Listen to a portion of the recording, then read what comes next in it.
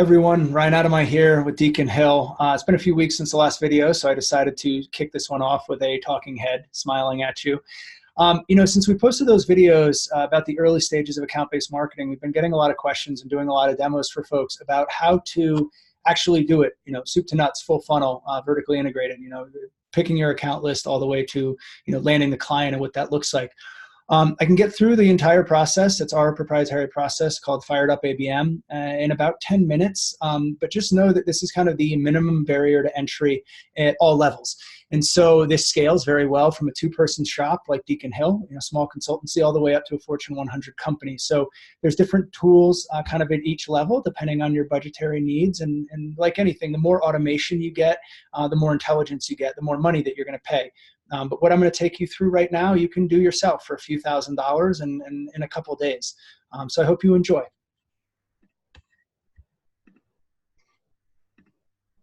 Okay, so we're going to use Deacon Hill as the example company doing the B2B marketing today. That way I can take you full funnel through a campaign that we ran in February. Deacon Hill is a B2B growth marketing agency consultancy.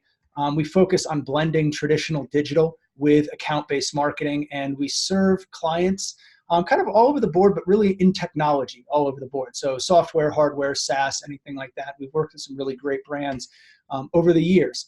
And as I mentioned, we specialize in kind of blending traditional digital into account-based marketing, marketing automation, and revenue attribution for B2B tech companies. And so with that, I can, start building in our ideal customer profile, because that's where we start. Now, I really like Crunchbase. You've seen this from some of the other videos. I think it's super affordable. And you've seen in those videos how I build out an audience. So I'm not going to build out a full target account list right now. But, you come in here, you start to handle some of these firmographics. So, I go in categories, category groups, and I would start saying includes things like software. Again, getting into the types of clients that we really do business with. And so as you do that and you start to search, as you've seen before, you narrow that list down. Definitely refer to one of the other videos for the details on how to do that. So I built out this audience actually late last year, and I refresh it from time to time.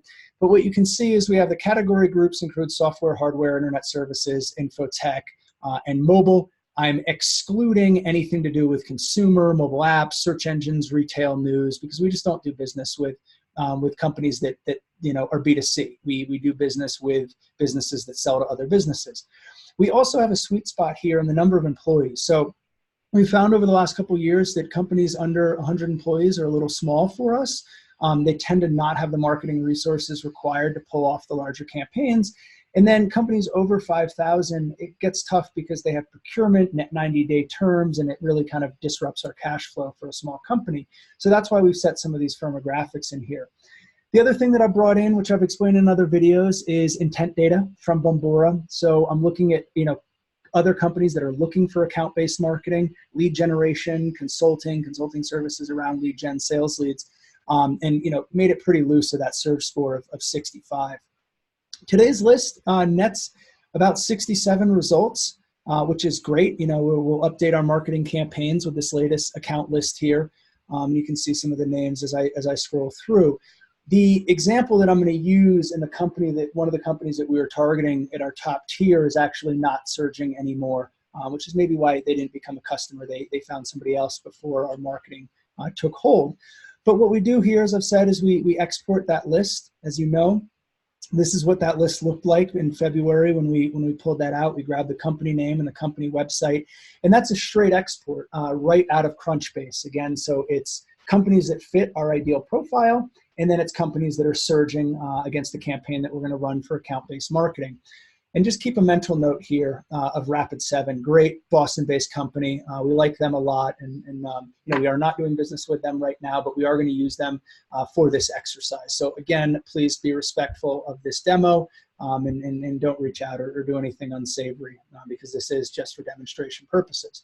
So as a BD guy, sales guy, internet marketer, a lot of people will kind of take this information right away, go back to Crunchbase and say, great, go right into Rapid7 and, look them up, make sure they're a good fit for me, hop into Zoom Info and start pulling names of who they want to sell to. And we have Carol here, who's the CMO. That's great if you're an outbound sales guy, but also if you call Carol, she's busy, she's a CMO, she's probably not going to pick up. And if you email her, she's probably going to not respond because she doesn't know who Deacon Hill is, has never heard of us. We're small, we're not on the radar. If I was reaching out from one of the bigger agencies, she might take note. But that's where us as marketers really comes into the stack here, or in the methodology, is we can say, hey, sales, yes, they're surging and they're a fit, but let us do our job as marketers. Let us get our brand, our messaging, and our content in front of them first. And if and when they start engaging, then we can make them sales qualified or sales ready. And so that's a little bit of what I'm going to take you through there. So again, what I do is I come back to that target list and I load it up into LinkedIn. And when I did that in February, you can see that LinkedIn matched that account list at a 90% match rate, giving me access to about 61,000 LinkedIn members. And they might say, hey, great, 125 companies, 61,000 members, huge audience to target, right? But keep in mind that that's everybody within all of these companies. So that includes, people in finance, people in just other roles entirely, engineering, parking attendants, janitors. And, we don't want to spend our, hard-earned marketing dollars or our time targeting the people that can't buy from us and don't care to buy from us. So that's really where the concept of building an audience on top of the account list comes in. And I demo LinkedIn a lot because it's self-service and they make this easy to do. So I've loaded that target account list, first step of ABM, account-based marketing. So we've loaded that in, but then what I have to do is come into their audience building tool and come in and actually build that audience. Now, you'll notice in Crunchbase, I do not have any geo targets on my firmographic profile. And that's because I really want to get every company that's global on there, because maybe they're based out of the UK, but their marketing team's in the US or something like that. And so I prefer to actually build that into the audience in LinkedIn, which is where I'm saying, hey, we work best with companies in Europe and North America. That way, if marketing folks in this audience are working out of those locations, I can still reach them, even if the company headquarters is somewhere else in the world. For this campaign, we're looking at, senior manager, manager plus, so, partners in a smaller company, directors, any of the C-suite VPs. So we're not targeting everybody with this audience within marketing and media communications. We are looking for people kind of, mid-seniority all the way up. Job function is something that we target on a lot. We can do job titles, but I do find in marketing that targeting job titles, our titles are all over the board, so our match rates become lower on the audience sizes, whereas the function, we're all marketers, and so I can really get into that buying center well by declaring marketing as a job function. And you can also see here that uploaded list that I just showed you in this tab of the 6,100 members is what this audience is being built on top of. Now, the forecasting model on this isn't quite working today in the demo. I apologize, but out of those 61,000 people, when we built this audience on top of it, the target audience size was about 4,500. So still definitely big enough to run against. So what we did from there, obviously, is write some ad copy and have some variations to test, load some images and test those as well, some different things.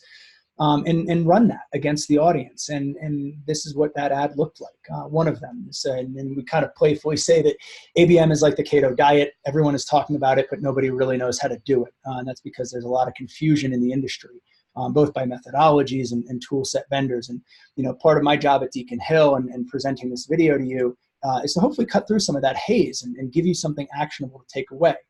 Now, back as a lead gen marketer for a minute here, I'm going after target accounts and buying centers within those target accounts. And so part of the campaign included LinkedIn lead forms. So we're capturing leads directly on the site. Some of the ads went to a gated asset landing page, and then some of them went to an ungated landing page. And I'll explain more about that in a second, because some of you are probably saying, why would you ever ungate your asset? Well, there's a good reason for that, because we don't have to gate with the technology that we have these days. But before I go there and show you that landing page, what I want to show you is the second level of reporting that we get out of LinkedIn, because this is very important for intelligence around our leads and our ABM programs.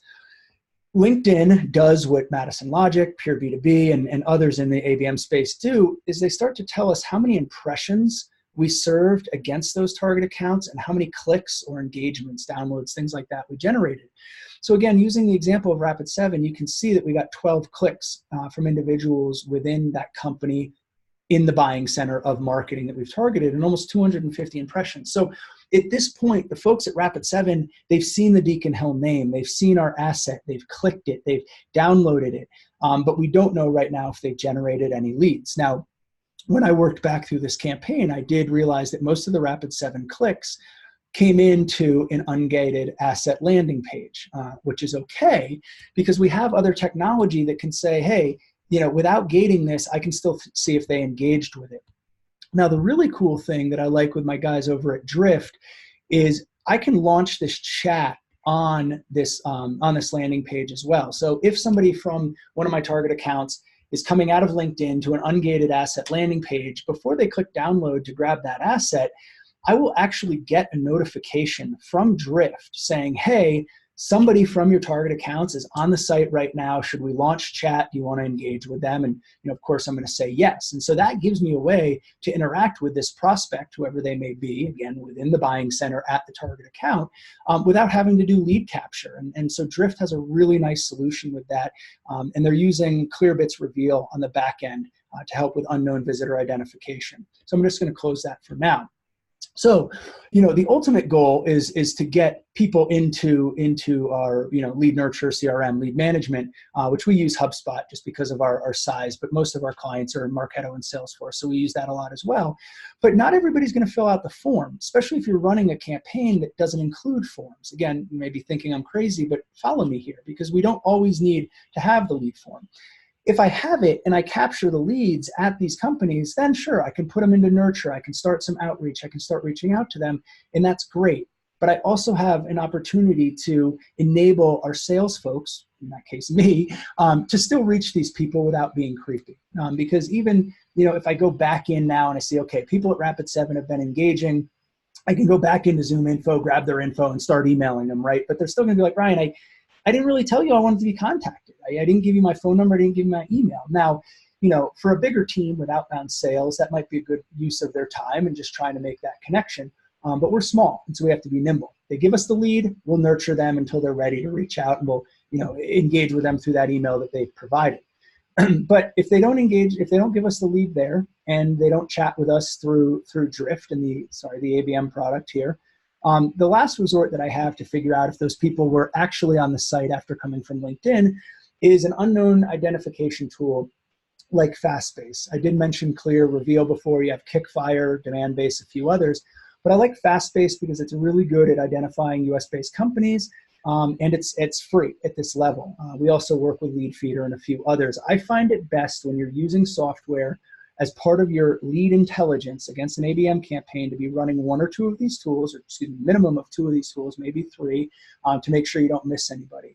Because when I look at when this campaign was running here, down at 49, I can see that Rapid7 was on our site. So I didn't capture a lead. I didn't engage with them through live chat, but they were still on the site. LinkedIn wasn't bluffing. They came to the site, they engaged. Did they get the asset? Maybe, but they saw us. And I also, at this point, because of PII, don't know exactly who did.